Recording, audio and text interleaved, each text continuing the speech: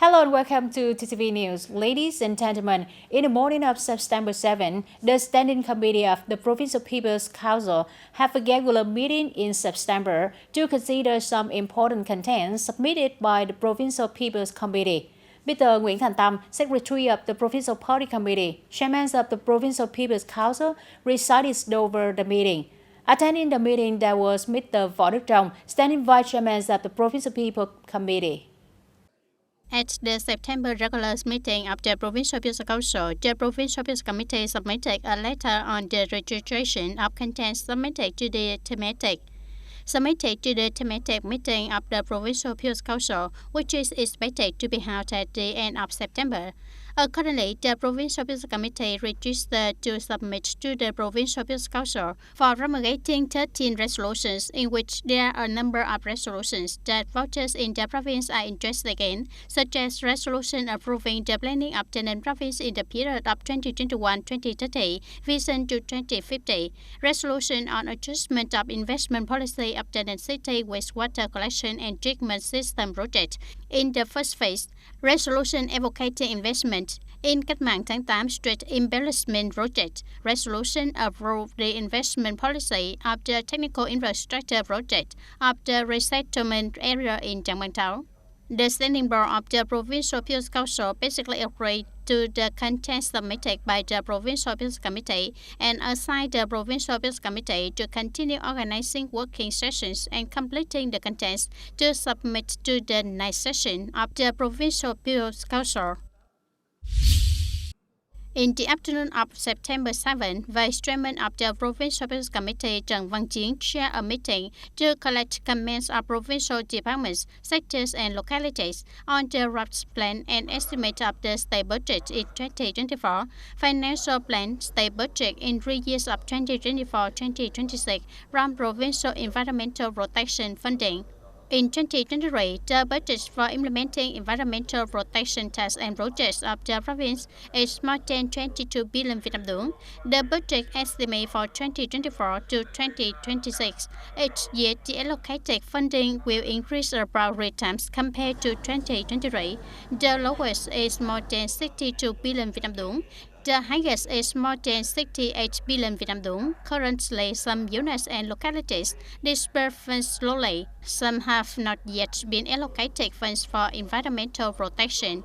Mr. Trần Văn Chiến asked the Department of Natural Resources and Environment to complete the rough replenishment of units that have not yet been allocated funding, calculate the budget capacity for the cost of environmental protection from 2024 to 2026 to perform this task well. In the period of 2018-2023, the farmers' associations at all levels in the province have strengthened the mobilization of farmer members to participate in household economic development, implemented concentrated production, and participated in the collective agricultural economic model. At the same time, they associated with businesses to create a sustainable chain linking production and consumption of agricultural products. Up to now, the whole province has established 185 production cooperative groups, 60 agricultural cooperatives with more than 4,300 members.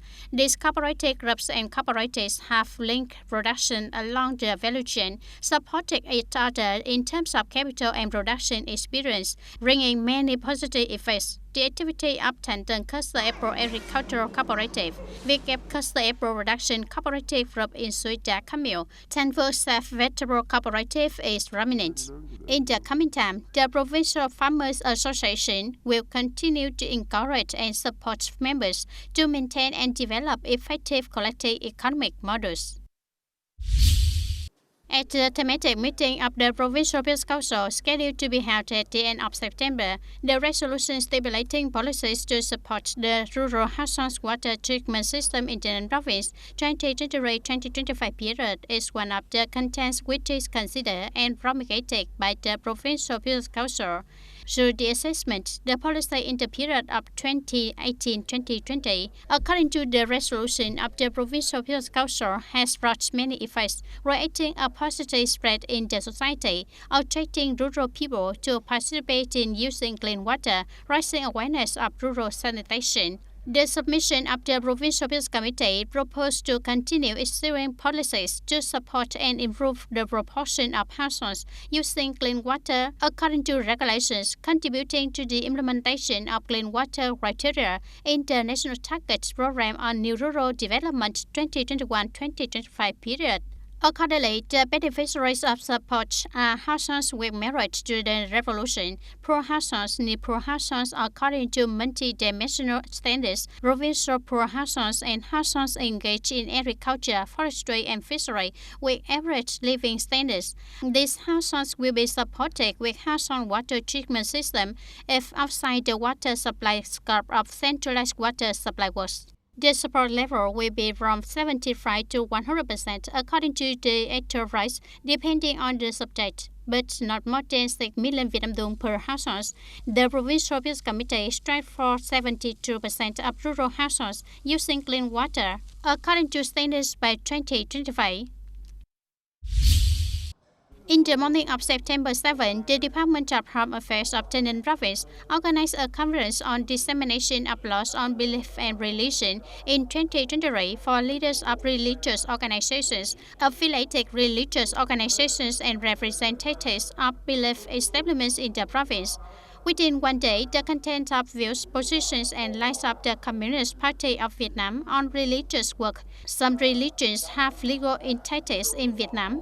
The 2016 Law on Belief and Religion and the Government Decrees number 162 of 2017 detail a number of articles and measures to implement the Law on Belief and Religion and implement a number of contents of current administrative procedures on beliefs and religions was disseminated.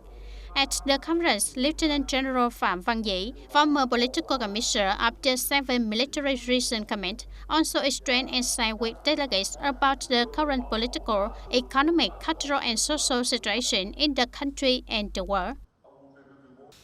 To implement the program on rural tourism development in new rural constructions in the province in the periods of 2023-2025, TayNinhTV tries to have at least 50% of rural tourist destinations recognized. It aims to have at least one recognized rural tourist destination associated with the advantages of agriculture, culture, crafts, villages, or ecological environment of the locality in the whole province by 2025. 50% of rural tourism service establishments are recognized as meeting tourist service standards. Promote the development of rural tourism in association with the digital transformation process. Strive to have at least 50% of rural tourist destinations recognized, digitized, and connected on tourism promotion and promotion sites using digital technology, applying electronic transactions in tourism activities. Each new rural district has tourism potential to build at least one specific area tourism and rural link chain model in the district, thereby connecting and forming a chain of agricultural and rural tourism linkage in the province. At least 70% of owners of rural tourism establishments have been trained in tourism management. 80% of rural tourism workers have been fostered, trained, and improved their skills in serving tourists. Ladies and gentlemen, over the past time, the supervision activities of the standing boards of the People's Council of Tây Ninh City have achieved many positive results in many fields. In particular, supervising propaganda and mobilizing people to register for private collections of work and communes is always focused and regularly implemented by the standing boards of the City People's Council. Since then, it has created a strong chance in people actively participating in registering private collection and environmental protection. Through active monitoring, surveys, and thematic voter contests in wards and communes in general, the propaganda and mobilization of people to register to collect garbage in locality still face many difficulties. The main reason is that the awareness of a part of the people is still not high, leaving domestic waste in places where few people pass, or leaving garbage at registered household houses and garbage collection points, from there causing dissatisfaction for households registered to collect garbage. In some localities, due to the inconcentrated population density, people also treat their own garbage by burning and burying, making it difficult to propagate and advocate for collection. The garbage collection and transportation of garbage collection units still have some limitations. Facing difficulties of localities, the Standing Board of the City People's Council has urged and proposed the People's Committees of the City and Wards committees to gradually remove difficulties and limitations in order to have specific appropriate solutions and methods. Thereby, the awareness and responsibility for environmental protection and the rate of people registering to collect garbage of localities are increasingly raised. Up to now, the mobilization of people to register to collect garbage of localities in the city has achieved some positive results. The rate of people registering to collect garbage in urban areas of the city has reached nearly 90%. Rural areas reached nearly 77%. Now all spontaneous landfills have been thoroughly erased and there is no more indiscriminate dumping. With the achieved results in recent years, it has shown that the supervision activities of the City People's Council are increasingly effective and go into depth. In the coming time, the Standing Board of the People's Council departments, groups of deputies and deputies of the City People's Council will continue to strengthen supervision, monitor the implementation of propaganda, and mobilize people to register for garbage collection of localities, thereby contributing to ensuring environmental sanitation, landscape, and improving the quality of life for people. Actually, join hands with local authorities to build TayNinhTV City more and more green, clean, and beautiful. Ladies and gentlemen, over the years, along with the attention of the party, the state, and all level and ranges, the Association of Wisdom of Agent Orange Diocese in Tân Châu District has mobilized many resources and well taken care of poor material and spiritual life, contributes to encouraging and joining hands to evaluate the pains with the families of Wisdom of Agent Orange.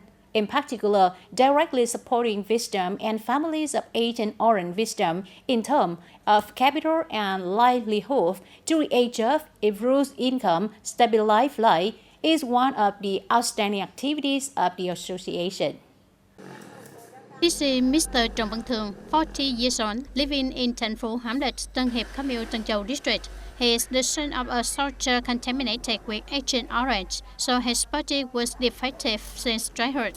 However, with the spirit of invalid but not incompetent, he always strives in life, overcoming difficulties and learning the profession of repairing electronics to earn a living.